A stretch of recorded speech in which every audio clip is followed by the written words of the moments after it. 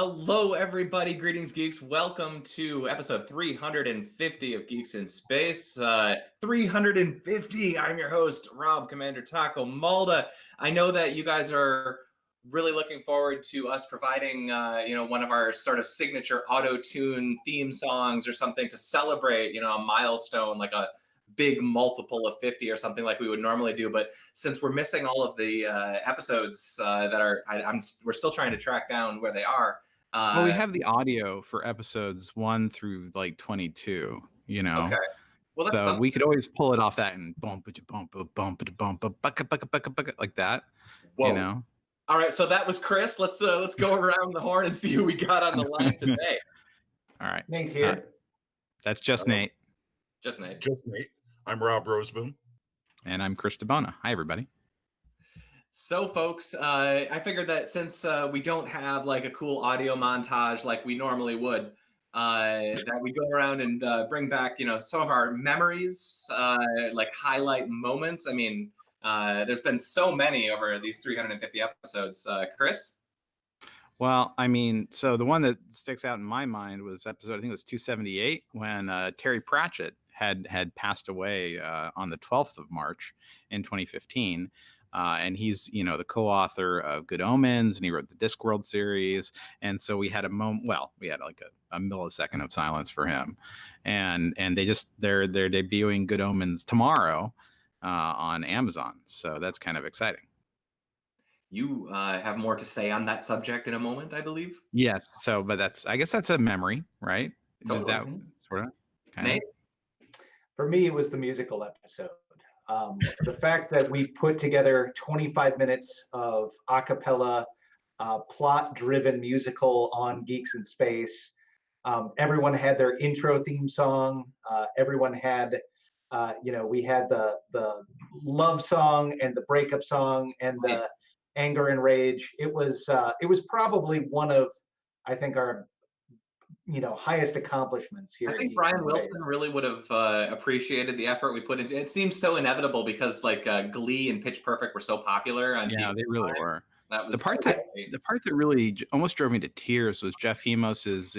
He sort of wove in the passion play with his number. I mean, I couldn't believe it. I mean, it was like the whole Stations of the Cross, but in musical form and about like his weird sort of thing that was going on there. It was really surprising we didn't get more sort of audience feedback from that episode, but I guess now I realize it's because none of the episodes were actually being uploaded. Right, exactly. I don't know, maybe he was just embarrassed or something, but I thought his harmonies were great. I thought that, aren't they on SoundCloud or Spotify? Who knows? No, I got a SoundCloud account for us that we should upload audio to at some point. I mean, my copy of Logic crashed out, so I don't have any of the source files for any of that. Just a tragedy. Rob? I just remember Jeff singing about being crucified all over my computer. I remember the we're geeks. Choreography is tough off with the latency. Yeah. Well, Rob, what do you got for us? Mine is sort of related. It was way back, it was episode, I think, 110. It was like late 2005. Lots of us were starting families, so we decided we would try to branch out a little bit and do some more kid-friendly stuff. So we hit a different graphic, and so that was the first episode that we did Chemistry Corner. And if you remember, we did the very first Mentos and Coke video. Totally, I can't believe how much it picked up. There's thousands of videos of it now, but a lot of people don't know we are the originators of the Coke and Mentos video. And this is actually up on YouTube. The Chemistry Corner thing. It was pretty embarrassing seeing Kurt with no eyebrows for those years. Yeah, he looked like the guy on the wall after he was like, No, hey, but I've got a good one on the subreddit. We're gonna play a game. It's Big Data or Pokemon. Oh, okay. I figure between the three of us, or for the three of you and me, we're gonna get this. Here we go. First one. Impala. Is it Big Data or Pokemon? That is Big Data. Yeah. Oh, that is Big Data. Next question. Atlassian. This is too easy for me. I'm gonna let y'all. That one's too easy. Hecaton. That sounds like a Pokemon. That sounds like a Pokemon. Oh, it's big data. That is a Microsoft SQL term. I knew if we played the game long enough that it would get us eventually. Yes. Well, let's start off. We'll pick back up with where Chris started off. Good Omens this week, Amazon Prime. Mm-hmm. It airs on Friday. It is the story of an angel and a demon teaming up on a quest to avert the apocalypse because they kind of like, hanging around Earth and with Earthlings. That was Pratchett and Gaiman, right? That's right. Yeah. I read that book in maybe high school. That's a good one. Yeah, so it's 30 years old. I mean, it came out in 1990, so it was 27 years old, 29 years old. Yeah, so and we're all officially old for having read it when we were just little children. But no. So what's interesting is, when Terry Pratchett was knighted, I'm sure you guys know this, but the sword is used in the knighting. Yeah. If you're being properly knighted by the queen, and so he had his own sword forged from lightning iron that he had sourced over the years, and so he made his own sword to be knighted with. And it's like, how cool is that, right? He actually made the kiln on his property too. All of it he did on his land. It's incredible. It's nuts, I mean, it's super cool. And then he was struck down by early onset Alzheimer's, and so sorry to bring down the moment, but yeah. He was a funny guy. I only met him once. He was at Penguicon. Penguicon. Yeah. Wow. In Michigan is where that is. Yeah. Charming fellow. Yeah. That was kind of a cute show. I was there once, and they did the whole nitrogen ice cream, and then they dumped the nitrogen into the pool, and it created this enormous cloud. It was really cool. So Amazon Prime starting this week, but ending this week is going to be Doom Patrol, which has just been. I mean, now Chernobyl is going to be fighting for it, but right now Doom Patrol is like my favorite thing on TV. The Beard Hunter episode and anything related to Danny the Street, that is just so freaking clever. I will be interested to see second season. I'm guessing it'll get picked up again, but they did go through a lot of the Grant Morrison canon in season 1. So, but they still haven't introduced Dorothy. And they literally teased her at the last second of the last episode. So this episode, the season finale, we're going to get to see Dorothy. I mean, there's so Legion is 2 clicks weirder. There's still just enough sense to Doom Patrol that you can figure out what's going on. For me, Legion is just, let's strap in and watch weird shit for 45 minutes, because at the end of it, I'm not going to be really sure what happens. At least with Doom Patrol, I generally understand what's happening. I kind of think of them as equally weird, just weird in different ways. I think Legion really embraced that whole unreliable narrator and viewpoint thing that actually confuses the crap out of me. I'm just not smart enough, And at least with Doom Patrol, it's like I know what's happening. I'm pretty sure that Robot Man looks that terrible. It's absolutely more fun and more campy than Legion. But I mean, we've talked about this a lot before. My favorite of the CW shows at this point is absolutely Legends of Tomorrow, because what other show is going to give you the opportunity to have a giant kaiju-sized blue monster stomping around and killing people? That's awesome. I feel like we should duel with meteorite swords after you say something like that.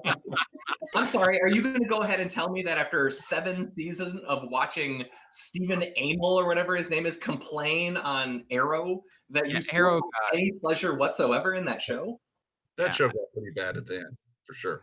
I just sort of figured so Arrow, he's not actually super powered, right? So I think he's just popping ibuprofen all the time because he's always wounded or injured or something, It's I love The Flash, but Arrow, I just couldn't watch it after about season 3 or 4. I was like, he for sure hits his medical deductible the first 10 days of the year. I'm just picturing his doctor saying, wow, you have this weird injury. I don't get it, I mean, it's good that he's a billionaire. because Right. You don't need to worry about health insurance. imagine Didn't he urgent lose his care money? bill. He like gave it. It's like all in Thea's hands or something. And Thea started out as like a teenager who was doing a lot of pot, and then she turned into anyway. Yeah, the Arrow's Yeah. got problems. That's what I'm saying. Absolutely. I mean, all of those shows do, but they all suffer, I think, from the core problem, which is this legacy network TV problem, which is we got to fill 22, 23, 24 episodes this season. And guess what? We've only got like 10 episodes worth of material that we actually are going to be able to produce at any level of quality. And that's, I think, why shows like Doom Patrol and like a lot of the Netflix type stuff, the Umbrella Academy, stuff like this, like these shows, they only have 10 episodes to fill. So you can blow good stuff. Like you were saying with Doom Patrol, they've pretty well worked through most of the Grant Morrison canon. They've got most of the good characters out there now for season 1. You can now have another good season of that material before you run out of material, before you run out of good stuff. And that gets you up into like episode, 25, 30, but you're doing that over 2 or 3 years. It's just way more conducive to creative writing, I think. Yeah. I think everything I've heard about Netflix is they pretty much let the writers and the showrunners do what they want. And I think yeah, you let absolutely. artists write. It's a dream to work with them, from what I hear from my screenwriter friends. They're just like, yeah, no, we love working with Netflix. No notes is what they say. So you get these notes from the studio executives, and apparently, yeah, like Amazon still tons of notes, tons of corrections. Same thing with YouTube. But like Netflix is just like, have fun, and if you screw up, we won't renew you. It's like, oh, okay, Thanks. Okay, guys, Gorbis, big data or Pokemon? I love Pokemon. Pokemon. That's got to be a Pokemon. It is a Pokemon. Jirachi. Probably big data. Mm-hmm. I'm going to go with big data on that. Jirachi is a Pokemon. It's a psychic type. You guys should be ashamed. You're not the best. You're not the best around. I'm going to turn in my computer science card. Excuse me. Did you see that North Face got busted for defacing Wikipedia? Yes. Well, bragging about defacing Wikipedia in ad age, that was the thing that sort of startled me. Like, it'd be one thing to do your guerrilla marketing and have it be guerrilla, but when you're bragging about like, oh yeah, we completely changed a bunch of articles to include North Face plugs. Like, Jesus Christ. Yeah, that was bad. And like the Wikimedia director, I forget her name. She said, no, let's pull this out of the replies. Let's tell everybody on Twitter what you did. It was just like, it was good. Super scummy. I mean, we've come a long ways, I guess. Sure. Yeah. But I don't know. This is a unique, I don't know, like this isn't going to really work again. I assume that they're going to put controls. No, so no, it's going to totally work again. I mean, I love our open culture brothers and sisters at Wikipedia and Wikimedia, but this is going on all over. Like, I've been to some extremely massaged Wikipedia pages, and I'm someone, I refuse to like edit my own page just out of principle. But it's like, it's hard not to sometime when you see like how fully managed some of these pages are. It's really pretty scandalous, honestly. I guess I feel a little differently about if North Face was going to try to massage the North Face Wikipedia page, as opposed to we're just going to random places and updating photos to put in people wearing their stuff. That was screwed up. It was so funny. It was so funny though. It is really funny. There's a griefer, like a Wikipedia griefer right now, going to like Hitler's page and putting him in a little puffy North Face jacket. That's right. We're gonna have what is it? Patagonia? Is that the other one? Were they doing that too? No, but I'm saying they can get in like a war. Like they just uploading, like they change the outfits. How many historical figures can wear each brand of stylish outerwear? Here's no Patagonia vest. In addition to the shittiness of it, what do they think they were really going to get? Like, is that effective marketing strategy? More face. It's cheap marketing strategy, I think, is what it is. Sure, it doesn't cost a lot of money to do. It seems to me their dollar would have been spent better on just making a bunch of fake reviews. Yeah, I mean, honestly, what should come from this is, I bet you North Face in the next week says, we've fired our marketing agency. Yeah, one can only hope. Because that's exactly what's going to happen. Their marketing agency was like, we're so cutting edge. We're going to do this. We're going to do that. And they're like, you did what? You know? And yeah. Someone's falling on their meteorite sword over there for sure. pretty much. Yeah. Well, angle iron isn't a meteorite, just for the record. It's when lightning, it's when, not angle iron, lightning iron, lightning hits the ground and it fuses ore into iron. I mean, yeah, he was the sword that he made was from iron he got from his own land and sprinkled the meteorites that he bought. Oh, okay. I get it now. Thank you. That's great. Yeah, the meteorite room so Harrods is a big store in the United Kingdom, and they have a meteorite room that's like hidden on the like 3rd or 4th floor, and you can just buy a meteorite, enormous crystals. It's just like, this is dumb, it's like $100 grand for like a big ass meteorite. Just pick one up while you're there buying clothes or whatever, and yeah. I mean, that's pretty cool. I mean, I don't have $100 grand. I do like it's near the pet clothing department. They have a pet clothing department. Where's that? Harrods in London? Is that where you said it was? Yeah, it's in London. You know the American version. Holmes hat for your Chihuahua, and like some piece of like meteor bling for him. Yeah, but then you would have a dog like Wishbone, right? How cool is that?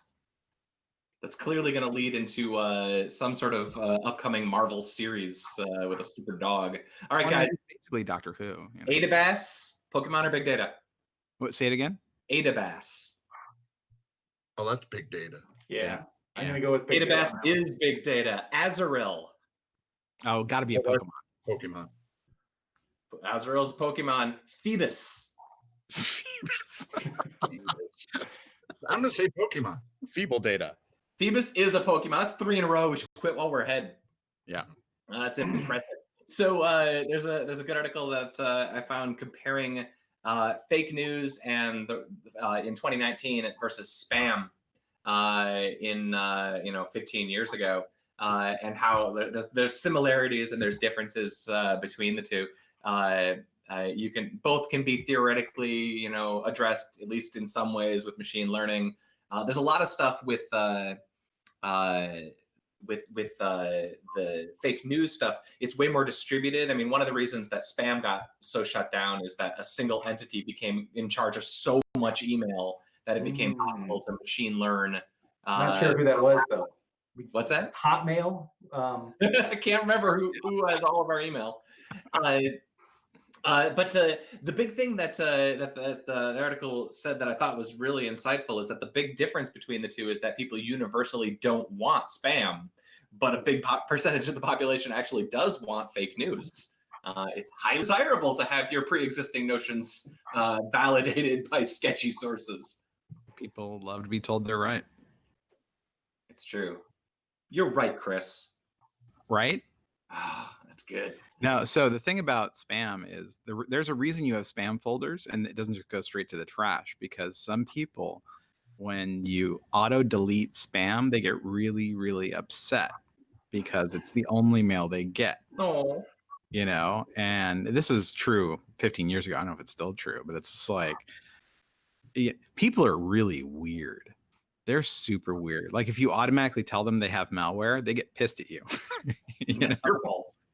Well, that's not my computer is clean, and it's like, is it?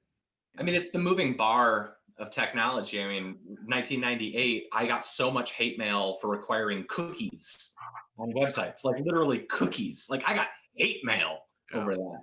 And I mean, even like a year or two later, nobody would even care. I mean, the bar is just constantly moving. Now, I only expect like 4% of what is said by the president to actually be based in any sort of reality. Yeah. 4? You go that high? Fake news. Fake news, Rob Mulder. Okay. Well, sorry, we're gonna get flagged by the YouTube algorithms. Well, what cracks me up is whenever he tweets, there's like another account that basically puts it on White House letterhead as if it's a presidential review. Memo. It's so funny. Fantastic. It's like Just utterly depressing.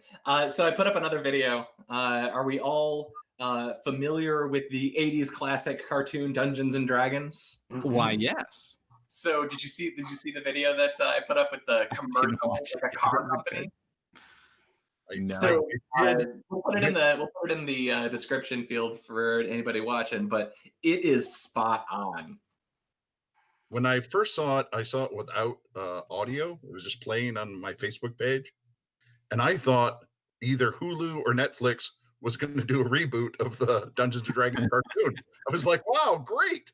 But even more than that, like think about how terrible the Sonic the Hedgehog graphics were received, like how just not Sonic that character looked. Yeah, exactly. But this is like those characters, man. Those characters were made with love. Yeah.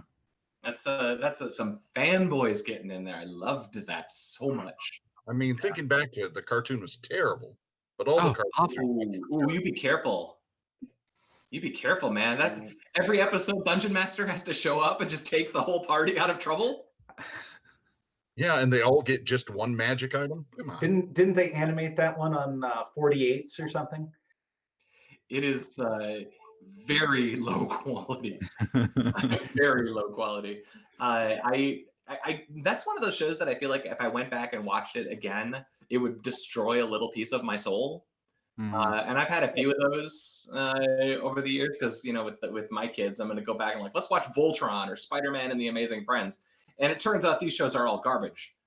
Yeah, they sure are. Were any of those shows? So I've rewatched Robotech. That's all right. Yeah. And Star Blazers, besides having a offensively gay stereotypical villain and being really slowly paced, like if you edited that show down to like 10 episodes, it would be really tight. Mostly the things I notice with old things like that, it's the pacing. Yeah. Yeah. Well, I mean, the thing about Star Blazers, I just wanted the damn ship to shoot the damn gun. Yeah. I mean, it's like that's what I was there for. That in Voltron forming. Yeah. And I'm sorry to bring this up again, and I know I've brought this up in many, many episodes that have not been uploaded, but this was my big beef with Witchblade, right? It's like the whole point of Witchblade is she turns into the Witchblade, right? Yeah. And they didn't do it for like half the episodes. I'm like, where is Yancey Butler or whatever the hell her name was? Where's the damn Witchblade? I don't want to see personal drama. I want to see the Witchblade. Well, why are you watching Witchblade if you're not going to see the Witchblade? Why are you watching Star Blazers if the damn ship isn't going to shoot the damn gun? Yeah, if I was in charge of the Argo, it would be wave motion gun all the time. Right? It would be the wave motion gun.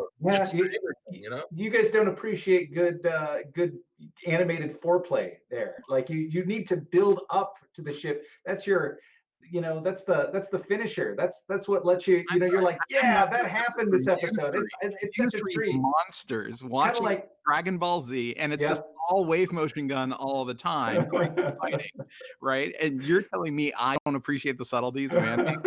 Dragon Ball Z, man, though, that's a whole different thing because that's got 5 minutes of lead in and 5 minutes of exit on every episode. You stick a commercial break in the middle, and you've got at most 10 minutes of actual show. In most episodes of that show, and then you get into like the whole Frieza saga where there's like 30 episodes, which you could literally condense down into 20 minutes and not miss anything. That's a whole different thing. I actually have the same problem with Cloak and Dagger. How is that? I haven't watched it. Is it good? So it's like they take the whole season to get to like what Cloak and Dagger is. I mean, I get it. Take your time, I guess, but I want to be entertained. Yeah, it's all right, but it lacks in some pacing. Is that another CW show? I don't remember, or is it like ABC? I don't even remember. No, it's like one of the streaming services doing it. I just remember seeing the posters for it and thinking this is like that episode of Stargate where they had a parody of Stargate and it was all young people.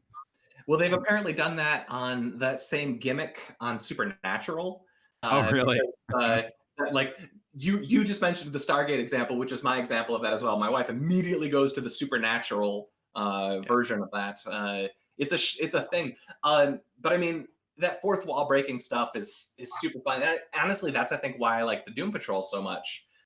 Is like Alan Tudyk literally turns to the camera and complains about you watching a stupid streaming show. Yeah, like he's literally addressing. Like this episode's already a two-parter. Like that kind of stuff. That kind of self-awareness just works for me every time. So we're on our way to the end of the call, but I gotta ask you, Ambari, big data or Pokemon? Oh, I say that's Pokemon. I'm gonna go with big data. I'm going to go with big data too. Ambari is big data. How about Arbok? Okay.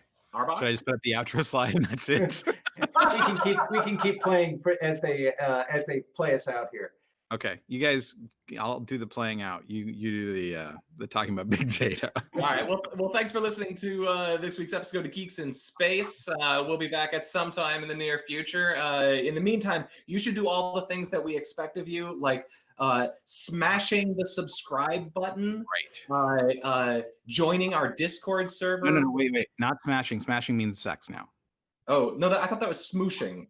No, it's smashing is also sex. Is it everything sex? Yeah. Everything with SH. Oh, okay. Yeah. Well, go to Taco Zone where we've got some of these links that we've been talking about. We'll put all the stuff in the description field so y'all can check it out. But we will see you guys at some point in the future. Thanks to everybody here today. Bye.